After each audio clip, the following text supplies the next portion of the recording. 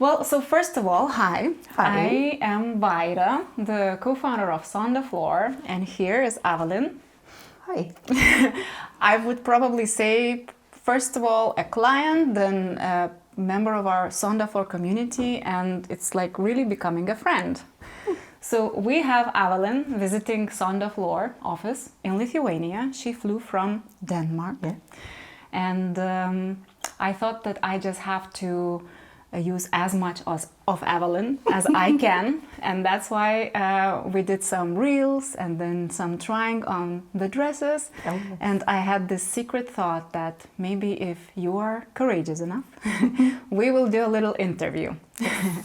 For a while already, I've been thinking that it would be really nice to talk to the members of our community, to hear your opinion, your ideas, to know who you are, where you're from, what you're doing, how did you meet Son de Flor, and stuff like that. So I am not really prepared. It's quite, spontaneous, but I just hope we will have a beautiful conversation. I'm sure we will. So I will lead this a little bit, and just maybe before we jump into talking Son de Flor, and not only, I will maybe ask for you to introduce a little bit. Who is Avalin? Who is Avalin? A big lover of Son de Flor, that's for sure. I am a mom to two, married, living in Denmark. And I have been wearing Son de Flor for about 2.5 years. And I find it very versatile, so I can wear it in the woods. I can do gardening, I can pick up kids from school, I can wear heels, and then I could go off to a cocktail party. So, but if I recall well, so probably our friendship started from a failed custom order. Was Yes. it? Yes. Can you share this story? Yes. I made my first custom order. It should have shorter butterfly sleeves. It should have a longer torso. A lot of things, and when it came, it was quite opposite. It had longer sleeves, a bigger torso, a shorter one. I think everything that could go wrong with the custom order went wrong with this one. And I was quite disappointed. Mm-hmm. But I had this one Carmen dress in evergreen, so I knew it was, everybody can make mistakes. Seamstresses can make mistakes. I can have measured wrongly. Yeah. So you took it back, and then I just ordered something else. So, but basically we did not fix that custom order. Basically you just then started with the Carmen dresses, and then you really fell in love with the Carmen dresses. Yes. And now how many do you have? About 14 dresses.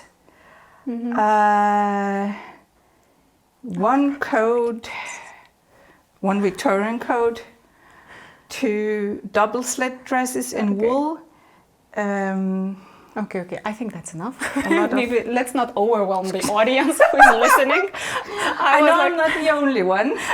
I was like expecting maybe 2 or 3 dresses, but Yeah, 14 no, is already like, I'm a little bit like, I getting some bad comments from your family for overspending the budget. Well, my wardrobe is less and less jeans and sweatshirts and more Son de Flor and dresses. And it felt so very nice to actually find a dress that suits me and which I feel comfortable in, and also get a lot of compliments how it looks on me. So it seems like I found dresses that suits my body type, and it both suits me, it feels nice, and I can use it anywhere. So it's just nice. perfect. Thank you. So, but you're saying like we are friends like more than 2.5 years, right? I mean, customer and client. How did your Son de Flor journey start? Like, were you already in this transformation, looking for more natural dress kind of wear? Because you said that before it was more like jeans and stuff, Yeah. or were we the point of transformation?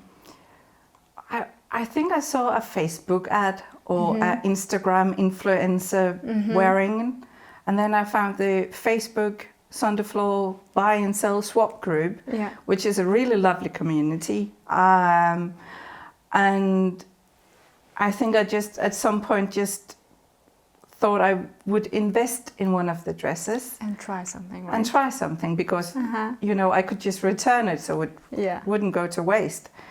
And then I got my first one. And then I had the accident with the custom order.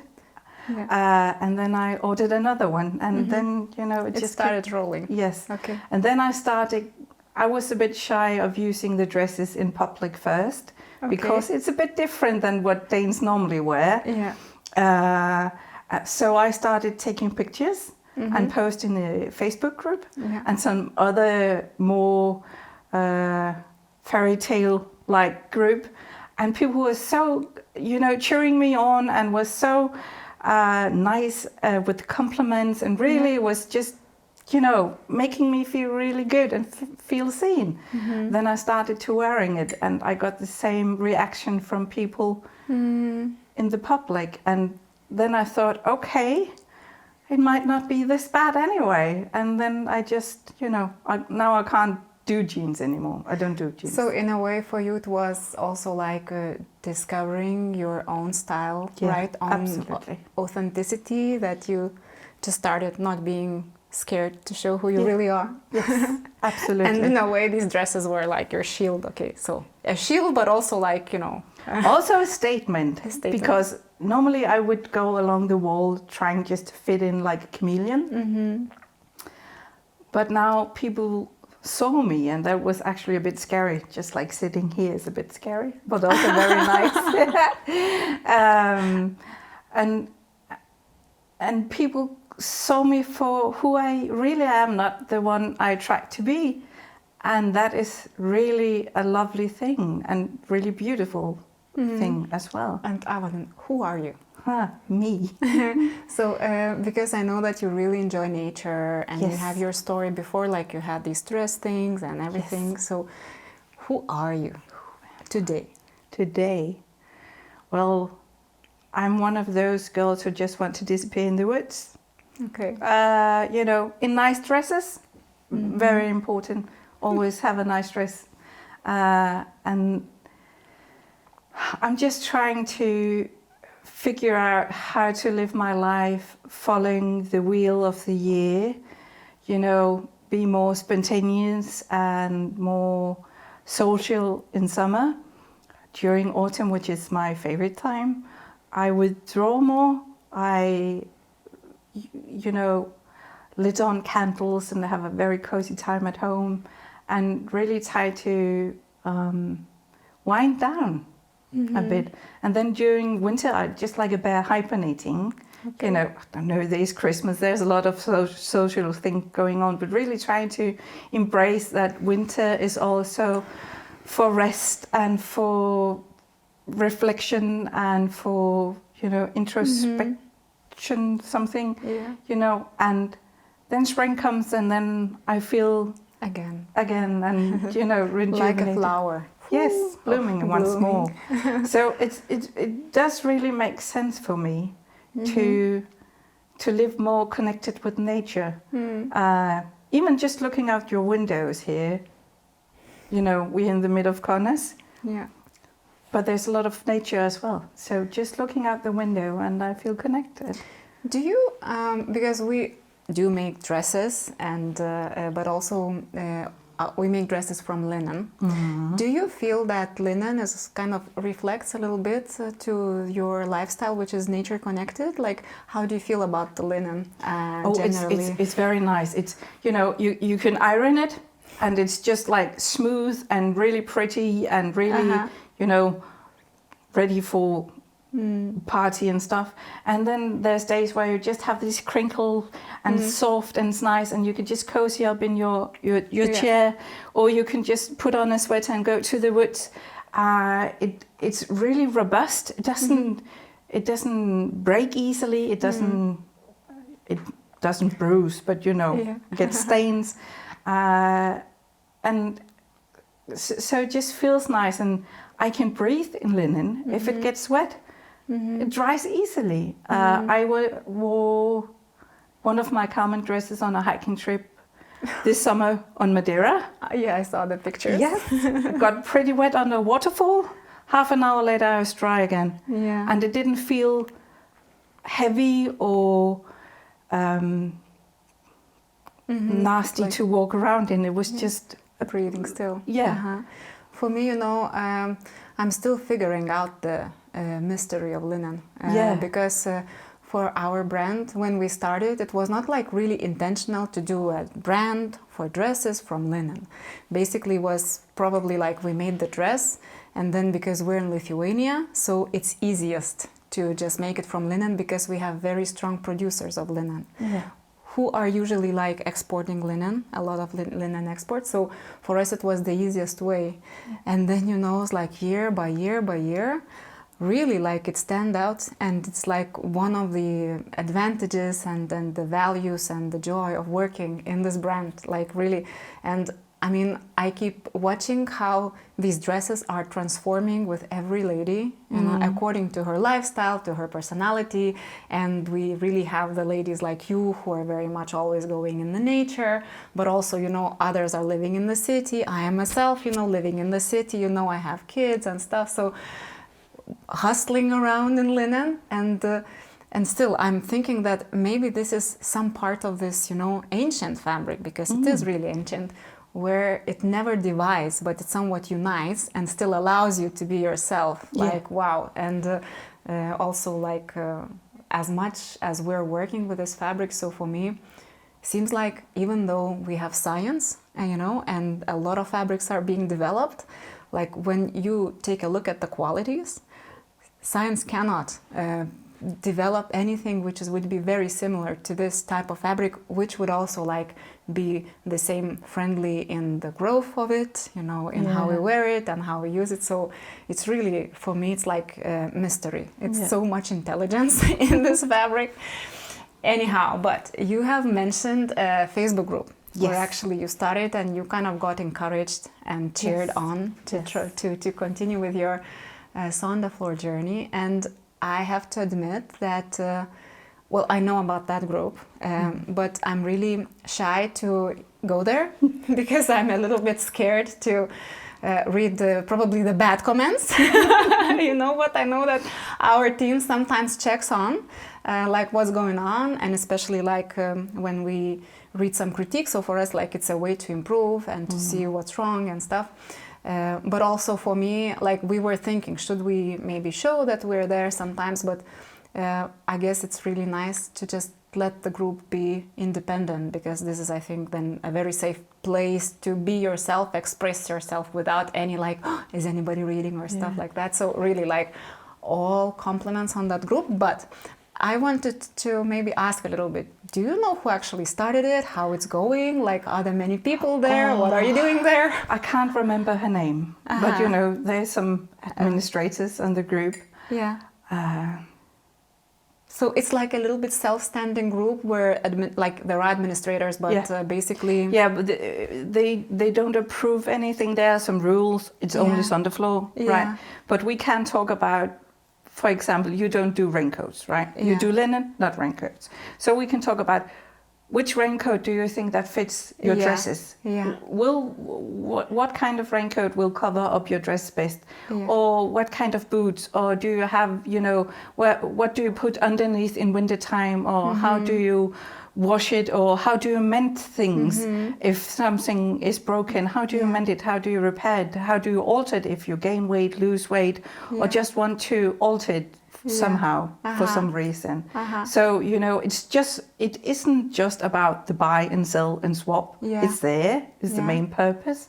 But there's also this big supportive group for anything else, how to wear your dresses and how do it complement, or if we are trying new models or designs, we post pictures and people, are so nice to see, hey, it looks amazing, or it looks a bit big, or the color is not just right for you, or even people who haven't had their first Son de Flor dress yet, they look, because sometimes they get a really good bargain and get a really cheap Son de Flor second-hand dress, and then down the rabbit hole it goes.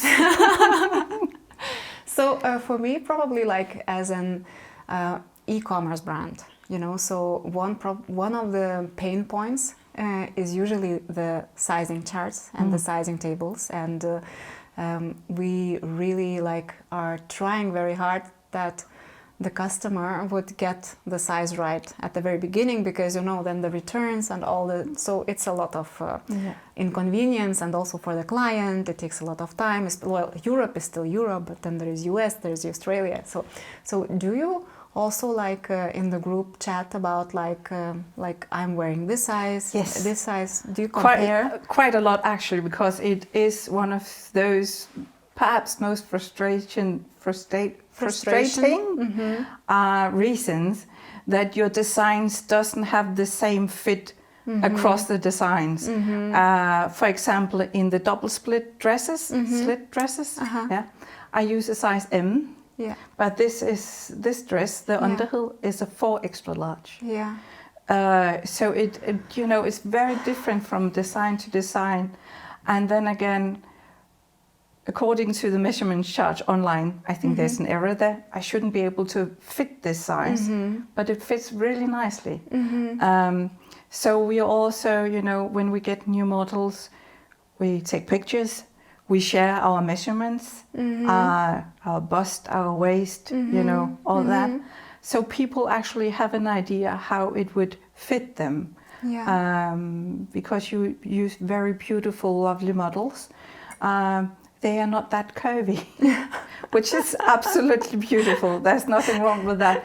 But there's, when you have had kids, some ladies are more soft in certain spots than others.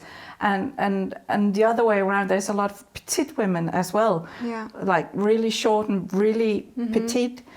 They also struggle in that direction. And then, humans are just different build. Some have a long torso, some have a short one, So that way around, we can share how we find the fit. Some particular style or how it's...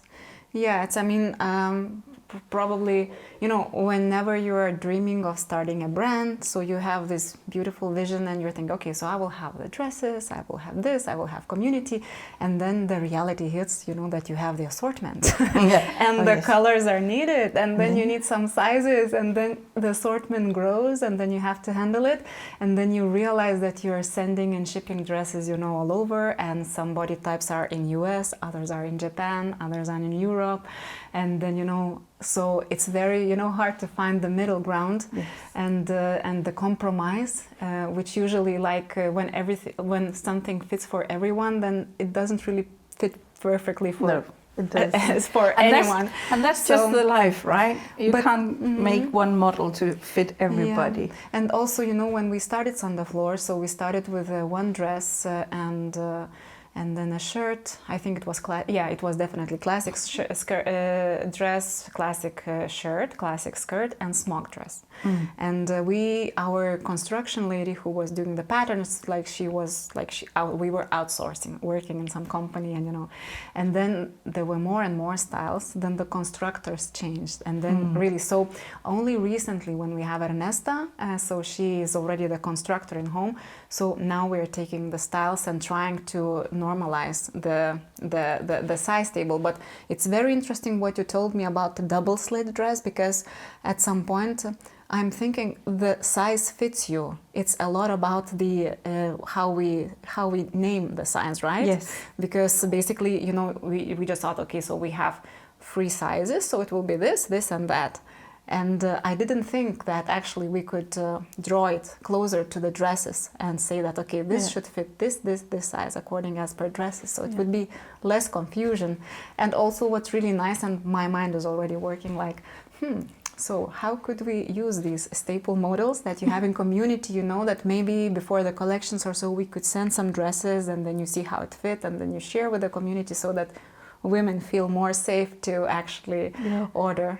Especially the coats are really difficult to choose the right size. My Victorian coat is a 4 extra large. Yeah. I just tried on a extra large woolen coat. It was way too big. Yeah. Maybe it's meant to be oversized, but that didn't look good on me, oversized. Yeah. So I needed a small medium. Yeah, that's actually... Well, and I'm not a small, I'm not even a medium. It's a little bit also, because linen, at least for now, we're not using any linen with elastan, which is like, so linen is, linen is pretty complicated fabric, because also like we work with unsoftened linen, so we have the rolls of linen, we do the cuts, we sew it, and then we soften it. So we also have to know the percentage, because it shrinks differently here and there. And then, a lady puts it on and it's not very elastic or so we really have to find the closest fit possible. And whereas wool, it has some space for, so it's much more friendly for if you're a little bit smaller or a little bit larger, and then, you still can wear it beautifully. Yeah. So, I mean, imagine, it's as big a headache for us here as for you, because whenever an order is returned, for us it's like also a headache, so because you really put a lot of effort into kind of like attracting the client, talking to him and stuff. So we have this amazing lady, Dovile, you probably know her. So she's customer care, Dovile. Oh yeah, sure. Your best friend. My best friend, Dovile. That's because I think I pronounce her name Dovile. Dovile. And that's not the right way to pronounce it. So, she's always like, working on suggesting which size, how, Yeah. So it's nice. Yeah, she have a tough job. Yeah, she does. And a busy one. True. So, interesting. So, is there anything in the Facebook community that you think you would like to know more from Son de Flor or Son de Flor? Like, what are your aspirations within the group from our brand? Like, if you have anything you would like to share. Well, I think we all know that you're there. You're not active, but you're there, either you or one of the ladies. But I don't really think that we think about it. We're just really honest and share, you know. Some are more active than others. I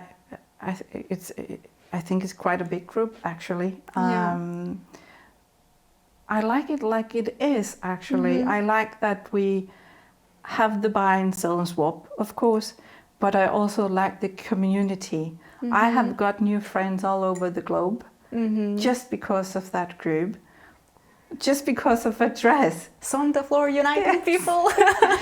Some might find it silly, but the thing is, the ladies in the group, we are very different.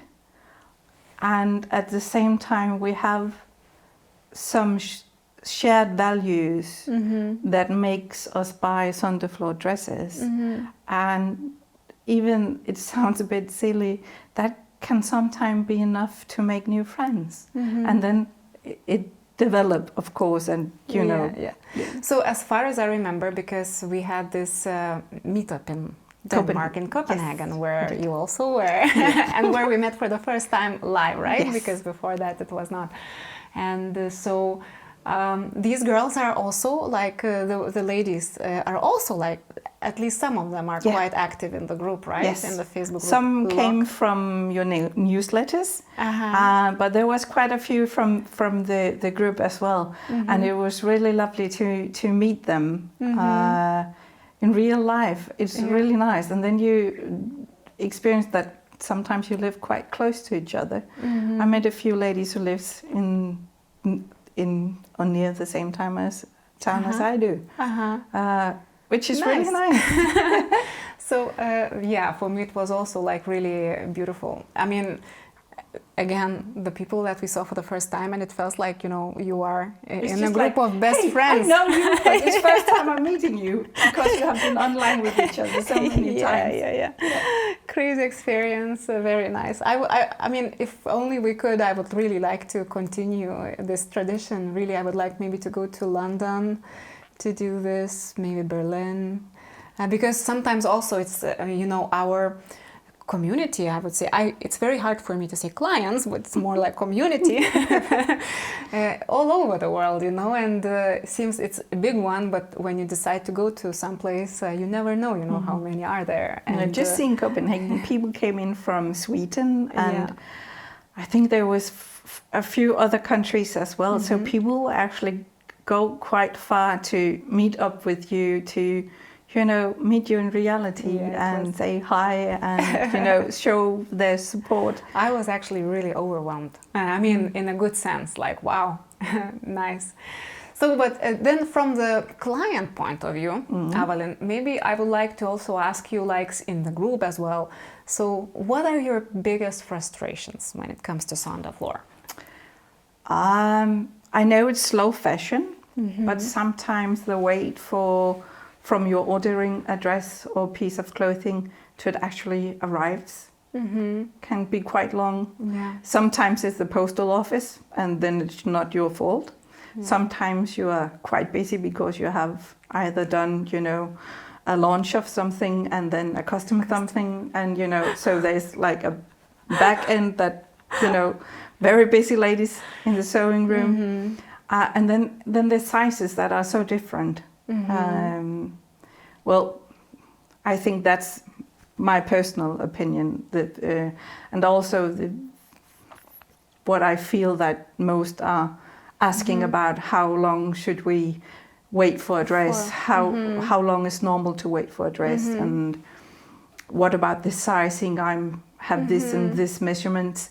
Which size would you recommend? I have been looking for a classic, but the measurements are different, like than a common. So what should I choose? Yeah, but there's also just a lovely everyday chatter, like the outfit of the day, for example. Okay. So and people are inspiring each other, also searching for inspiration how to wear certain styles. So yeah, but I think the two main or the biggest frustration is the different sizing on the designs and the long waiting time from ordering a dress to receive it. And sometimes it's really fast. You order a dress and then 2 days after you're getting, so people are slid. Sometimes it goes very, very fast, and sometimes it takes months. Well, I think like just none of this is a surprise for me, and this is what we're talking also here, because as for a brand, for us, we're also doing it for the first time, and probably the biggest issue is the logistics from the, you know, from design to production to stock, delivery to stock. And sometimes we are late, or for example, sometimes, you know, we launch a collection and then we're not sure about this or that color or style, and then we say, okay, so we do the pictures, and then if we get orders, because we don't really sometimes believe in it, we're not sure, okay, maybe it's an eye catcher, it's a nice thing, but not sure people would order this, and then it's like this crazy law, you know, you don't have it and everybody starts ordering. You're like, well, it's quite typical, right? So, but I am confident, or at least we are not only talking how to solve this, but we are solving it little by little. We have a very strong production person in the house, so let's see how that goes. And actually, for me, it's very nice to have you here. This is one of the reasons why actually Avalin is here in Kaunas, is at some point, first of all, of course, the communication from Denmark, how to say it, like the travel from Denmark to Lithuania is not that complicated. No. It's like 1 hour flight. Yes. So. But for me it was very interesting to see, you know, how larger sizes actually fall on the body, and what mistakes we're making, how to solve them. It's not easy. No. You know, usually with the standard sizes, I mean, it's more or less the same, you know, maybe like you're high or so, but with larger, it's like, it needs more. There's something different working around having a curvy body, and I'm not standard. I'm short. I'm wide. I'm soft in any kind of way. So I think it was really nice to work with Anesta, so she could, you know, pull up here and pull out there and try to figure out how it works. I have short arms, a short torso, but I have a big bust, so I need more fabric, but it won't make the waistline go lower. So there was a lot of stuff there, and that was quite lovely to be a part of, trying to figure out. Yeah, for me it's also like I really saw that there are some styles that could really work very well. I mean, maybe even for still like, because at the moment our size table is like from XX to 4XL. Sometimes with like small guy dress we have up to 5XL, and we of course are getting some emails and thinking, could we enlarge the size data table even more. And it's very normal, you know, that some styles are working better with larger sizes, some worse. And now I see that there are some, like Ophelia dress, the Frida dress, really could work even for the larger sizes, you know. And then my takeaway is that it's quite important to talk to clients, and you know what about the neckline is important, or what, or why this classic Peter Pan collar is not working, you know. And so yeah, after next week we come back, we will discuss everything, but we have already quite nice insight on how to move forward. And actually I think that sometimes you open up for custom orders, and people will jump to that solution if they have special needs. But there's also the price, because of course you need more money because it's made for one person, so there's a whole lot of work around that. But I know that also scares some ladies from buying, because it's just adding up. So for me it was like, whenever we're talking about the assortment strategy, at some point we were thinking, okay, so maybe we should optimize our assortment to some smaller sizes and then offer free customization for larger sizes, but it will just take a little bit more time to produce, you know. I think a lot of larger ladies would love that. Really? You think that could be a direction we could take? I would be a bit concerned about the petite ladies if they feel left out because they have some other issues. Probably that would be about, you know, just atypical sizes, not standard sizes like petite or the larger sizes. But it would be nice to, you know, if you for perhaps a small fee, not a huge one, but just a small fee, could say, I have this and this size for my bust, or my waist is this and this, or my torso is this long, and my arms are short or my arms are long. So you could perhaps not customize the whole dress, but parts of it. So it might be more fitting to people. So I'm already like running in a lot of ideas in my head. Okay, Avalin, I think for Son de Flor community, this is an interesting chat because, you know, sizes, stuff, strategy, tactics. I'm really sure that if some of your ladies at the office are a bit more active in the group, there will be a lot of,